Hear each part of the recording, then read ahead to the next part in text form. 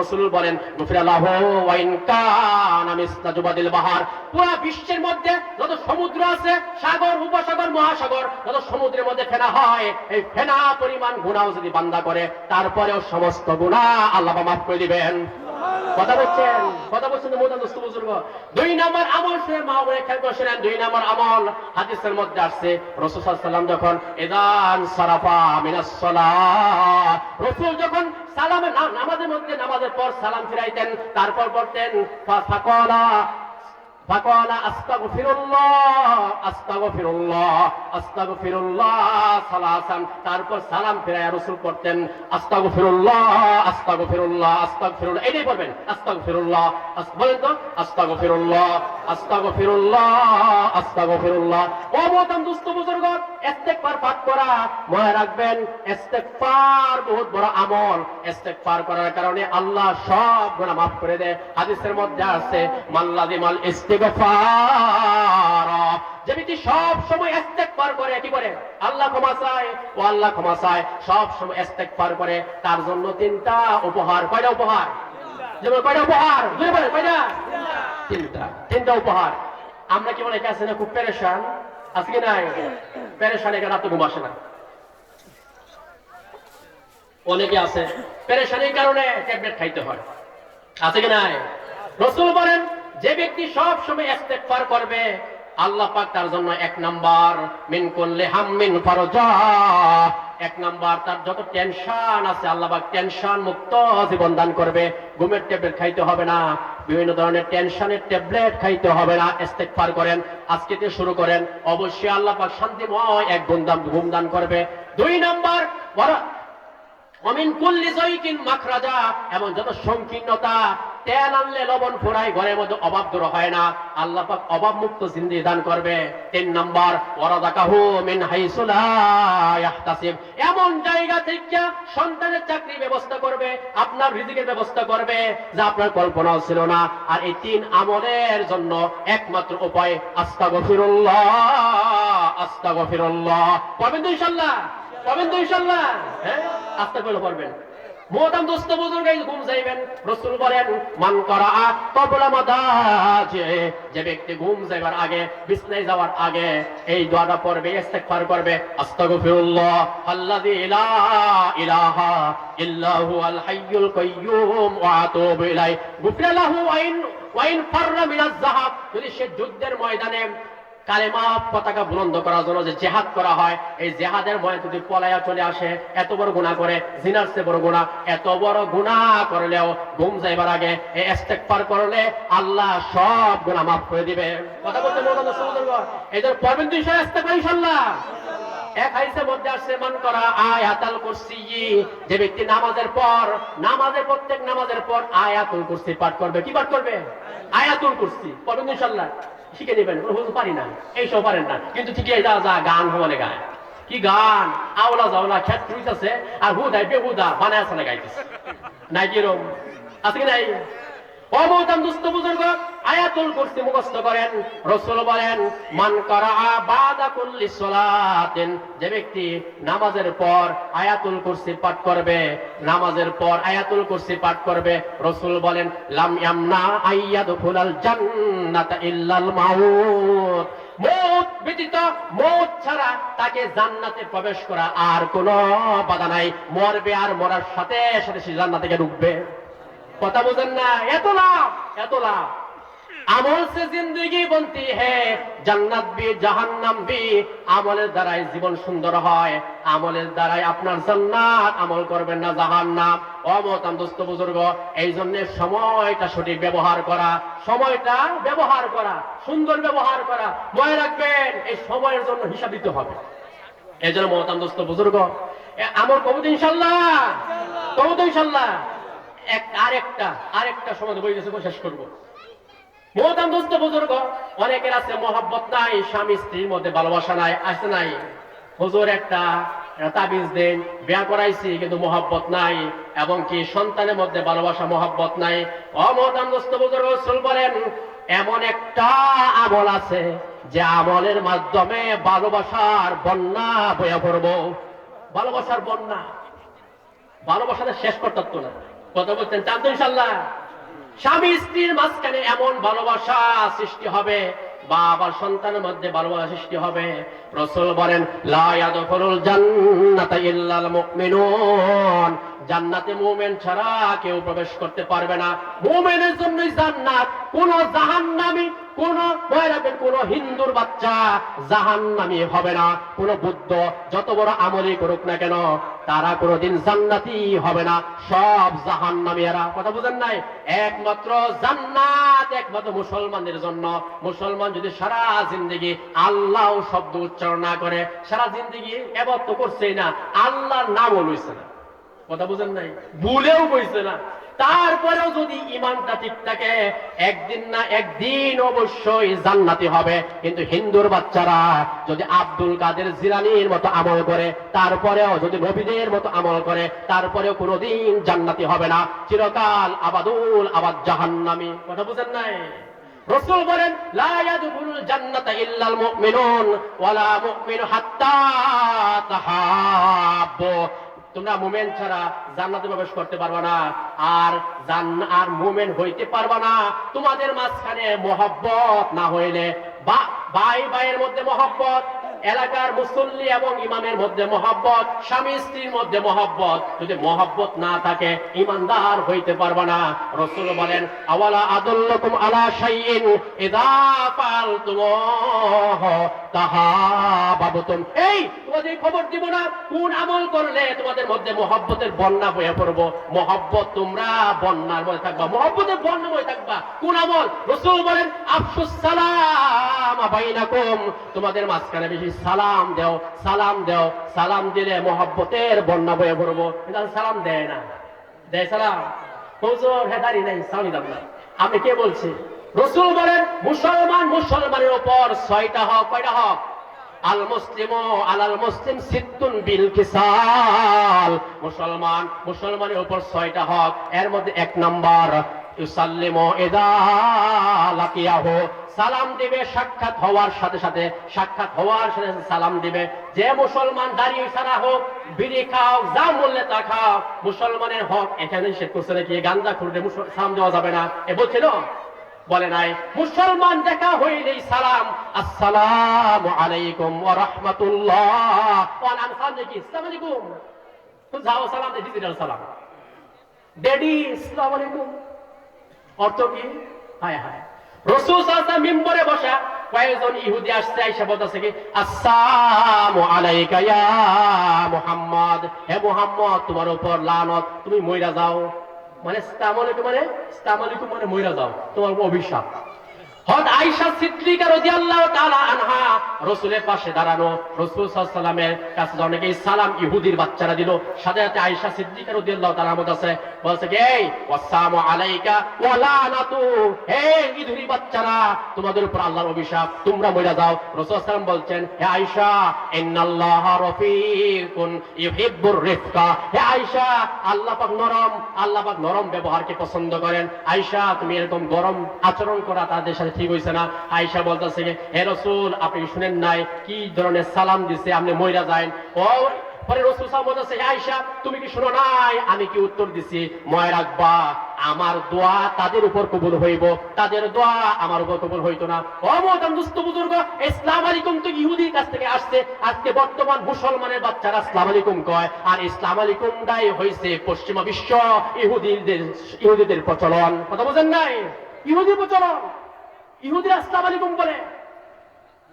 এটা তো জান্নাতি শব্দ কোন আয়াতের মধ্যে আসছে, আল্লাহ পাক আল মালিকুল কুদ্দুসুস সালাম, আল্লাহর একটা নাম আছে সালাম, শান্তি। কি বলেন?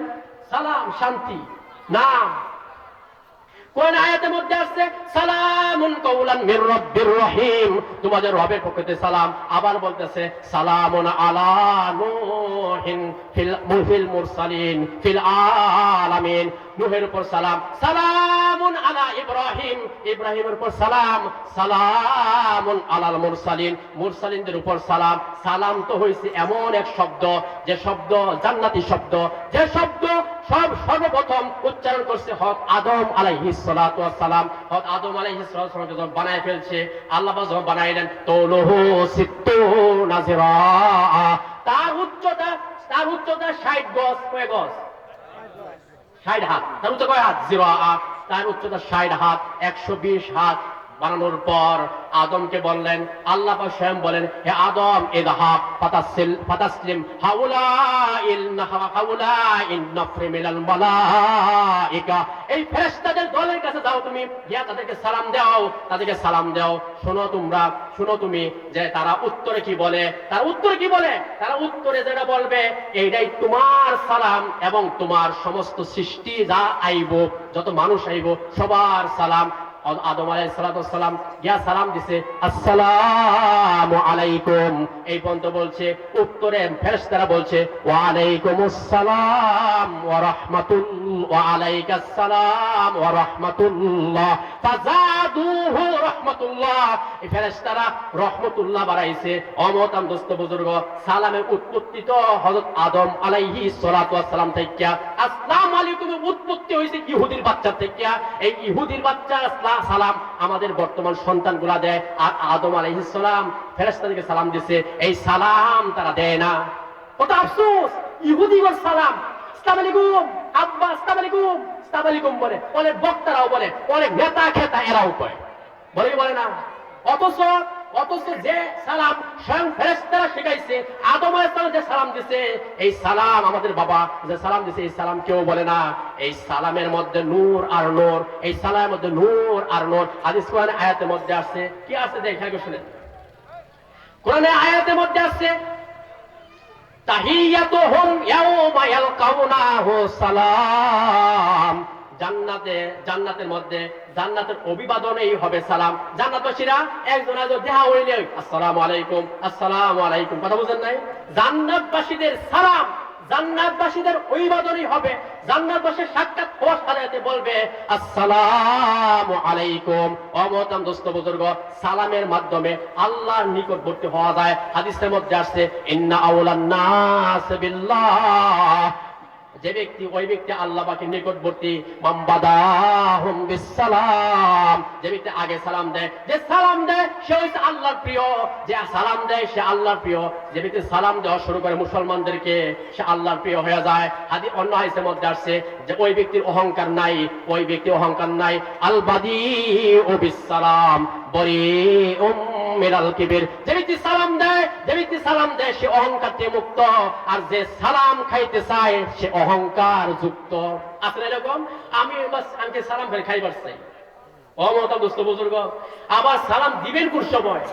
সালাম দেওয়াও জানি না, যাও সালাম দে আসসালামু আলাইকুম সহিভাবে। আচ্ছা বলেন তো, আসসালামু আলাইকুম বলেন, হামজার উচ্চারণ সুন্দর করবেন, আসসালামু আলাইকুম বলেন জোরে।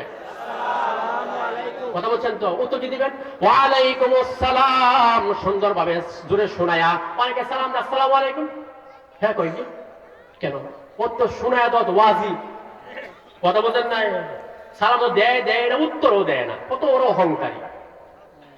মনে রাখবেন, সালাম কথা বলার আগে হাদিসের মধ্যে আসছে, সালাম দিবে কোন সময়? যখন কথা শুরু করবে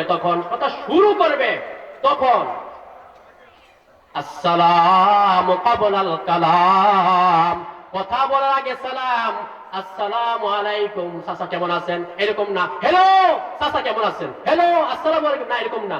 সর্বপ্রথম কথা বলার শুরুতেই সালাম। অনেকে আছে, অনেকে মিম্বরে বসে, বক্তা এর করবো কি, আচ্ছা আমি আপনার সালাম দিচ্ছি আসসালামু আলাইকুম, আচ্ছা একই করে সুন্দর, যে উত্তরটা হইল না, জোরে উত্তর দেওয়া দরকার। ঘুমাইতেছেন বুঝি না, জোরে ওয়ালাইকুম আসসালাম কেন? হাদিসের মধ্যে আসছে সালাম হবে আগে, উত্তরটা যদি পুরা মজমার মধ্যে একজন দিয়া দেয় আদায় হয়ে যাবে। কথা বোঝেন না? একজন দিতে আদায় হয়ে যাবে। কথা বলছেন সুন্নত না? সুন্নত তো হইল কথা বলার আগে সালাম, আর যদি মজমার মধ্যে থাকে তাহলে একজন উত্তর দিলেই উত্তর হয়ে যাবে। কিন্তু কথা বললা পরে সালাম দেওয়া কোন সুন্নত তরিকা না। কথা বলছেন? হাদিসের মধ্যে আসছে রাসূল বলেন জান্নাতের মধ্যে একটা ঘর আছে। কি ঘর? জান্নাতের মধ্যে একটা ঘর, থেকে শুনেন, ইরা যাহিরুহা মিন বাতিনিহা ওয়া বাতিনুহা ইলা যাহিরিহা। জান্নাতের মধ্যে একটা ঘর আছে যার ভিতর থেকে বাহির দেখা যায়, বাহির থেকে ভিতর দেখা যায়। সাইদুল ইনশাআল্লাহ এরকম ঘর দুনিয়ার মধ্যে পাচ্ছি না কি করতে, জান্নাতে শান্তি ইনশাআল্লাহ। হ্যাঁ, জান্নাতের মধ্যে এমন ঘর যার ভিতর থেকে বাহির দেখা যায়, বাহির থেকে ভিতর দেখা যায়। এই ঘর কারা পাইব? আ'আদাল্লাহু লিমান আত'আমাত তা'আম ওয়া আফশাস সালাম ওয়া সাল্লা বিল লাইলি ওয়ান নাসু নিয়াম। এই ঘর তো ওই ব্যক্তি পাবে যে ব্যক্তি কি করে? এক নাম্বার, যে ব্যক্তি মানুষকে খাবার খাওয়ায়। দুই নাম্বার, মানুষকে সালাম দেয় বেশি বেশি। তিন নাম্বার, ওয়া সাল্লা বিল লাইলি ওয়ান নাসু নিয়াম। সমস্ত দৃশ্যের মানুষ যখন ঘুম যায় তখন সে উইটা শেষ রাতে তাহাজ্জুদের নামাজ পড়ে। এই তিন আমল যার মধ্যে আছে সে ব্যক্তি এমন জান্নাতের মধ্যে এমন ঘর পাবে। অমতাম দুস্থ বুজুর্গ, এই জন্য সালাম বেশি প্রচলন করানো। হাদিসের মধ্যে আসছে, হযরত আনাস রাদিয়াল্লাহু তাআলা আনহুকে রাসূল সাল্লাল্লাহু আলাইহি ওয়াসাল্লাম বলছেন, ইয়া বুনাইয়া, হে আমার ছেলে শোনো, ইযা দাখালতা ইলা আলাল বাইত, যখন তুমি ঘরে প্রবেশ করো, ফাসাল্লিম আলা আহলি বাইতিক, তুমি তোমার ঘরওয়ালাদেরকে সালাম করো। মনে রাখবা, ঘরওয়ালাদেরকে ঢোকার সময় যে সালাম দাও তাহলে কি হবে? বরকাতান আলাইকা ওয়া আলা আহলি বাইতিক, তাহলে তোমার উপর বরকত দিবে আল্লাহ পাক, এবং তোমার ঘরওয়ালাদের কবুতর মুরগি এদের উপরও আল্লাহ পাক বরকত নাজিল করবে। এই জন্য সালাম দিবেন ইনশাআল্লাহ। ঘরের মধ্যে প্রবেশ করা আগে কি দিবেন? আসসালামু আলাইকুম। এখানে শরম লাগে, ওই যে আবার বউ তো হেমার্কা, ওই যে এই যে জবে শুয়া। আচ্ছা কোক দিন, তারপরে সালাম বচন করেন, আসসালামু আলাইকুম। ঘরের মধ্যে প্রবেশ করার আগে সালাম দিবেন। ঘরের মধ্যে আমনেরও বরকত হইব, আপনার ঘরওয়ালাদেরও বরকত হবে। কথাই বুঝতে পারছেন ইনশাআল্লাহ? হ্যাঁ, সালামের সুন্নত তরিকা শুনেন। রাসূল সাল্লাল্লাহু আলাইহি ওয়াসাল্লাম মিম্বরে বসা, ফাজাআ রাজুলুন, এক ব্যক্তি আসছে, আয়েশা বলতেছে আসসালামু আলাইকুম। আয়েশা কি বলছে? আসসালামু আলাইকুম। কি বলছে আয়েশা? আসসালামু আলাইকুম। রাসূল বললেন আশরুন, 10, ইজলিস, বসো। কি বলছে? 10। উত্তর দেয়া বলছে 10। সুম্মা জাআল আখার, তারপর আরেক সাহাবী আয়েশা বলতেছে আসসালামু আলাইকুম ওয়া রাহমাতুল্লাহ।